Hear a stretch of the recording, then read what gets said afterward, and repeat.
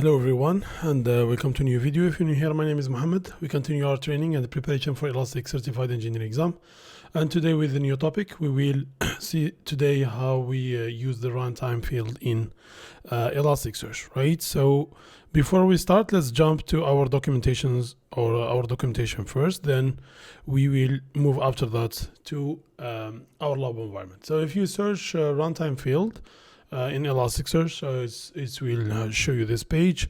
So what the runtime field allows us to do is allowing us dynamically compute the values at a query time without storing them in the index. If you want to do a calculation, if you want to do, let's say, a sum of a field or whatever, and you don't need to index it, like you just want to see the result and you show it to the user, and that's it. In this case, we can use the runtime field. It's just an easy way to calculate or to compute this field, runtime field, or the result that we are looking for at the querying time. We can create them without any re-indexing, like we don't need to do any extra work like mapping or re-indexing, making them useful for on the fly calculations, right? It's using a Painless scripting language. If you don't know Painless, we already talked about it, but Painless is have the same syntax of Java. It's querying language for Elastic. It's known for its speed and security. With that being said, let's now jump to the to our lab environment and see how we can use the this runtime fields. Let me remove this one. Here we go. So I have an example here, and our example here, I'll just copy paste it, then I will explain, right? So here we're gonna define our runtime field, right? So here we have the runtime mapping, and here we will call the this field discounted price. I'll just do like this, a demo, and here I'll also here do a demo, right? And here we have this field. We will extract the value and we will multiply it by 0.9 to calculate the discounted price. So here we run the query. So here we have a new field, and this is the name of our new field. So if we do this and we search on the field, so here we have the field, and here we have the result or the value. And this value, if you go to discover, or if you search on it on your index, you will not be able to find it. Why? Because we are using a runtime field, and as we explained previously, that the runtime field will be on the fly. It will not be indexed in the Elasticsearch, right? This is the point, right?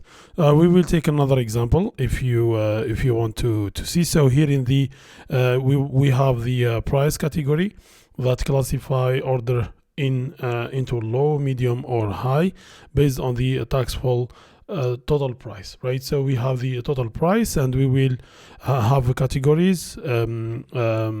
Less than $50 between 50 and 150 US. So I will copy paste the example here.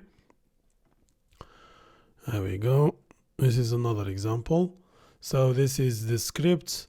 So we will extract the value, right, of the taxable total price. So here, if it is less than $50, it's gonna be low. We will add a tag, or we will assign this value to this new field or runtime field, which is price category. If it is between 50 to 150, it's gonna be a medium. Or if it is another value which is more than 150, it's gonna be high, right? So let's run this example, and here we go. We have the result here on the right side. If we extract this value, which is the price category, so here, as you can see, we have the value, and this is under 50, as we explained here. So here is give a tag low.